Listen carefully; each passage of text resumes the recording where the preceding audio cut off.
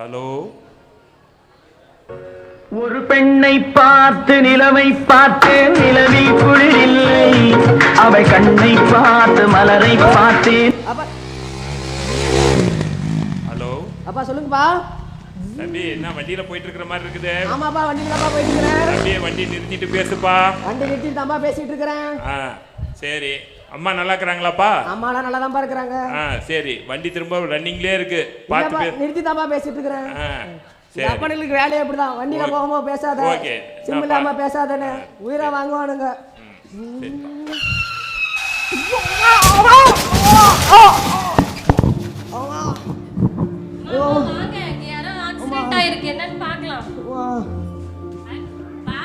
அம்பான அடிபட்டு எப்படி ரோட்ல தன்னந்தனியா கட்டிட்டு இருக்கிறான் பாரு.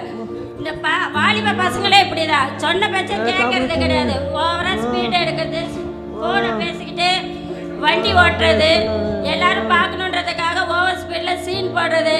பெத்தவங்க பேச்சும் கேட்க மாட்டேங்கிறாங்க, மற்றவங்க பேச்சும் கேட்க முடியாது. இவங்கெல்லாம் எங்கேருந்து பட்டாவது திருந்துட்டுமே. பார்த்தா ரொம்ப அடிபட்டு இருக்க மாதிரி தெரியுது. நம்ம ஏதாவது உதவி செய்ய போய் போலீஸ் கேஸ் ஆச்சுன்னா என்ன பண்றது? நமக்கு எதுக்கு வம்பு? நம்ம போயிடலாம், வாங்க. வா வா போயிடலாம்.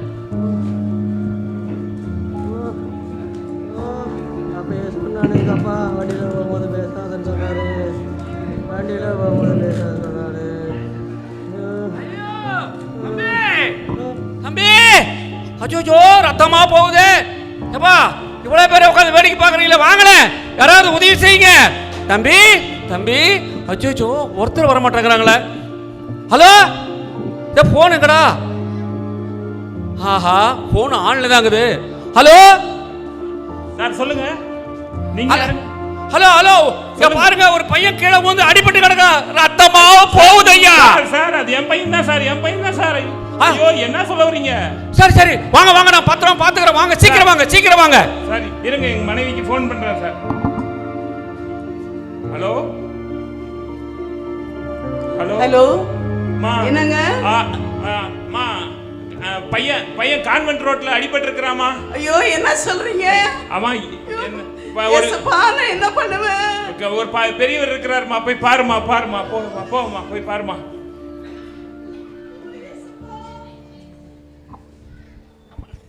ஏசப்பா, ஜானு என்னாச்சு கண்ணு உனக்கு?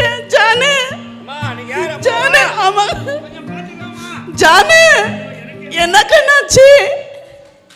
அம்மா ஜானு, அம்மா நான் இது அன்பிய பொறுப்பாளருக்கு ஃபோன் அடிக்கிறேம்மா, பாருமா. ஒரு 2 நிமிஷம் நான் கூப்பிடுறேம்மா. ஹலோ சரிங்க. ஜானு ஹலோ ஜோசப், ஐயோ ரத்தமா வலியுதே. ஹலோ, ஏன் இவ்வளவு பதட்டமா பேசுறீங்க? எங்க பையன் கான்வென்ட் கிட்ட அடிபட்டு கிடக்கு. என்ன சொல்றீங்க? நான் இத உடனே போய் பார்க்கறேன் ஜோசப். பார்க்கறேன். ஓகே. அண்ணா வாங்கண்ணா, சீக்கிரம் போனா.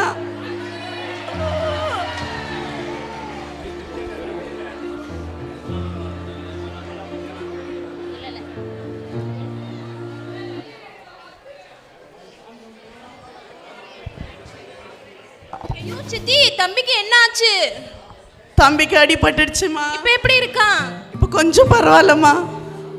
சித்தி யாரோ வராங்க பாருங்க. Praise the Lord sisters. Accident ஆயிடுச்சுங்க. யாரு சித்தி? இவங்கெல்லாம் புதுசா இருக்காங்களே. இந்த ஊருக்கு வந்தப்ப எங்களுக்கு யாருமே தெரியாதுமா. எங்க சர்ச்சுக்கு போனப்போ தான் எங்க பங்கு தந்தை சொன்னாங்க, அன்பே தலைவரை கொஞ்சம் பார்த்துட்டு அன்பேத்துல கலந்துக்க சொன்னாங்க. எங்களுக்கு யாருமே தெரியாது. பாருங்க, எங்களுக்கு யாருமே தெரியாது. இந்த ஊர்ல இத்தனை பேர் எங்களுக்கு உறவா கொடுத்துருக்குறாங்க அன்பியத்தின் மூலியமா. கடவுள் தான் நன்றி சொல்லணும், எங்க பங்கு தந்தைக்கு நன்றி சொல்லணுமா. அப்படியா? இது மட்டும் இல்லை, எங்கள் இதில் கூட எனக்கு என் குடும்பத்தில் ஒரு நிகழ்ச்சி வந்து பையனுக்கு திருமணம் பண்ணணும்னு சொல்லிட்டு எல்லாம் செட் ஆகிட்ட பிற்பாடு எப்படி பண்ணுவோம் ஏது பண்ணுவோன்னு ரொம்ப தயங்கிக்கிட்டு பயந்துக்கிட்டே இருந்தேன். ஆனால் அன்பியத்தில் போய் அன்பிய கூட்டத்தில் ஒரே ஒரு நாள் சொன்னேன், இந்த மாதிரி இருக்குது அப்படின்னு. எல்லாமே பயப்படாதீங்க, கூட இருந்து நாங்கள் எல்லாம் சப்போர்ட் பண்ணுறோன்னு சொன்னாங்க. தொடக்கத்துல இருந்து கடைசி மட்டும் எல்லா வேலையும் அவங்க வீட்டு நிகழ்ச்சி மாதிரி எடுத்து கட்டிக்கிட்டு எல்லா உதவியுமே எங்களுக்கு செஞ்சாங்க. அதெல்லாம் நினைக்கும் போது உண்மையாகவே ரொம்ப சந்தோஷமா இருக்குது. எனக்கு அன்பேனே உண்மையாகவே ரொம்ப ரொம்ப நல்லதா ஹெல்ப் நிறைய கிடைக்குது. பரவாயில்லையே. அது மட்டுமாங்க, வீடு கட்டணும் அப்படின்றது எங்களுக்கு ஒரு பெரிய கனவாவே தான் இருந்தது. நாங்களும் வீடு கட்ட ஆரம்பித்தோம். பாதி வேலையிலேயே பணம் பத்தாம அப்படியே ஸ்டாப் பண்ண வேண்டியதாயிடுச்சு. தெரிஞ்சவங்க தெரியாதவங்கன்னு யாரும் எங்களுக்கு எந்த ஒரு உதவியும் செய்யல. ஆனால் எங்கள் அன்பியத்தில் இருக்கிற ஒரு சகோதரி எங்களுக்கு மகளிர் மூலமாக லோன் வாங்கி கொடுத்தாங்க. அதனால் இப்போ நாங்கள் வீடு கட்டி ரொம்ப சந்தோஷமாக இருக்கோம். இது மட்டும் இல்லைங்க, எங்கள் அன்பியத்தில் இப்போ நிறைய ஃபாதர் சிஸ்டர்ஸ் எல்லாரும் வராங்க. அவங்க வந்து இறை வார்த்தையை படித்து அதோட விளக்கத்தை சொல்கிறாங்க. இதனால் என்ன ஆகுதுன்னா, நாங்கள் ஒரு அன்பியமாக, ஒரு குடும்பமாக, ஒரு குழுவாக ஜெபிக்க முடியுது. இதை பார்க்குற எங்கள் வீட்டு பக்கத்தில் இருக்கவங்க பிற சபையினர்லாம் என்ன சொல்கிறாங்கன்னா, எங்களுக்காகவும் நீங்கள் ஜெபிச்சுக்கோங்க அப்படின்னு சொல்லி கேட்குறாங்க. அதனால் அவங்க அடைந்த நன்மைகளை ஆண்டவருக்கு நன்றியாகவும் சாட்சியாகவும் சொல்கிறாங்க. நான்லாம் அன்பியத்துக்கே போனது இல்லைங்க. ஆனால் இப்போ எங்கள் வீட்லேயே அன்பியம் வச்சுட்டாங்க. நான் ரொம்ப கூச்ச சுபாவம். இந்த பைபிளில் எடுத்து இறைவார்த்தையெல்லாம் கேட்டதுக்கப்புறம் தான் எனக்கு அன்பியனா என்ன, இதெல்லாம் என்னன்னு தெரிஞ்சுக்கிட்டு இப்போ அன்பியத்துக்கு ஹெல்ப் பண்ணுற மாதிரி எனக்கும் இதாகிடுச்சிங்க. பரவாயில்லைங்க. எங்கள் வீட்டில் எங்கள் அம்மா செத்தப்ப சொந்த பந்தம்லாம் வெளியூரில் அங்கங்கே இருந்தாங்க. ஆனால் பக்கத்தில் இருக்கிற சொந்த பந்தங்க கிட்டையும் பேச்சுவார்த்தை இல்லாமல் சண்டை போட்டுக்கிட்டு ரொம்ப தனியாக தவிச்சிட்டு இருந்தேன். அப்போ தான் இங்கே பங்கு அன்பியத்தில் இருக்கிற அவங்க எல்லாமே அம்மாவா அப்பாவா அண்ணனா அக்காவா இருந்து எங்களுக்கு ஜெபம்லாம் பண்ணி எங்கள் அம்மாவுக்கு ஃபாதர்கிட்ட சொல்லி பங்கு தந்தைகிட்ட சொல்லி திருப்பலி நிறைவேற்றி நல்லபடியாக அடக்கம் செஞ்சு எங்களுக்கு ஒரு உற்றுத்துணையாக இருந்தாங்க. இதுக்கெல்லாம் நாங்கள் கடவுளுக்கு தான் நன்றி சொல்லணும்.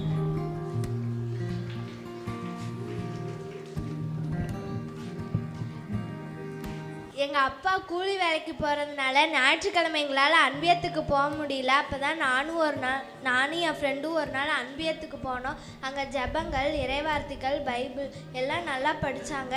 இப்போ நானும் எங்கள் அப்பா, எங்கள் அம்மா, என் தம்பி 4 பேர் அன்பியத்துக்கு போகிறோம். அன்பியத்துக்கு போக எங்களுக்கு ரொம்ப பிடிச்சிருக்கு. சிஸ்டர்ஸும் ஃபாதர்ஸும் எங்ககிட்ட ஃப்ரெண்ட்லியாக நடந்துக்கிறாங்க. அதனால் எங்களுக்கு கேட்டிசம் கிளாஸ் போக ஜாலியாக இருக்குது. நாங்கள் அன்பியத்தாலெல்லாம் கேட்டிசம் கிளாஸே போகிறோம். அங்கே நிறைய போட்டிங்க, நிறைய ப்ரைஸஸ்லாம் கொடுத்து எங்களை நல்லா என்கரேஜ் பண்ணுறாங்க. அதனால் எங்களுக்கு அன்பியம் போகிறதுக்கு ரொம்ப ஜாலியாக இருக்குது.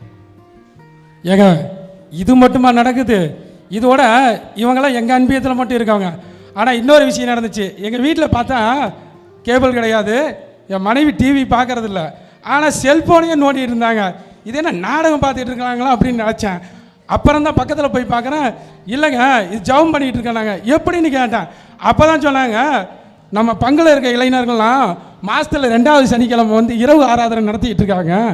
அதில் எஃப்ஓசி குரூப்புன்னு ஒன்று இருக்குது. அதில் பார்த்தீங்கன்னா எல்லா மக்களும் கலந்துக்கிறப்ப எல்லா அன்பிய மக்களோட கூகுள் மீட்டுன்னு ஒன்று வச்சுருக்காங்க. இதிலேருந்து என்ன பண்ணுறாங்க தெரியுங்களா? இந்த 2 வகையாக வச்சுருக்காங்க.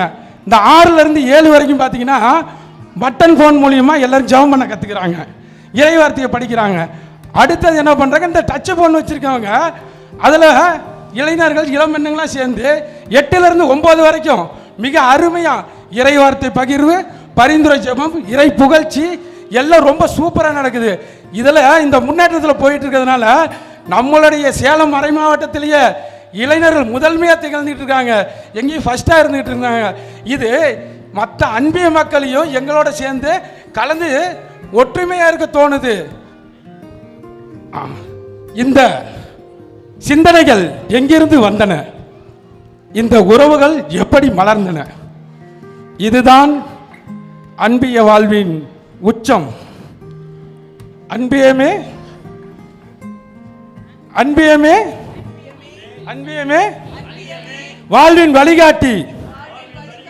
அன்பியமே உறவின் பிறப்பிடம். அன்பியமே அன்பின் அடித்தளம். அன்பியமே திருச்சபையின் இருப்பிடம்.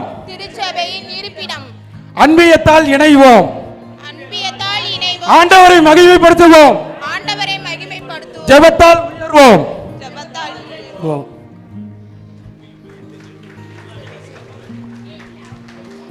நல்லா இருக்குங்க. எங்கள் ஊர்ல எல்லாம் என்னை அன்பியத்துக்கு கூப்பிடுவாங்க. ஆனால் நான் அன்பியம்னா வீண் பேச்சு பேசிக்கிட்டு அரட்டை அடிச்சுக்கிட்டு வீணா நேரத்தை செலவு பண்ணுவாங்கன்னு தப்பாக புரிஞ்சுக்கிட்டேன். ஆனால் அன்பியத்தோட நன்மைகள் இப்போதான் எனக்கு தெரியுது.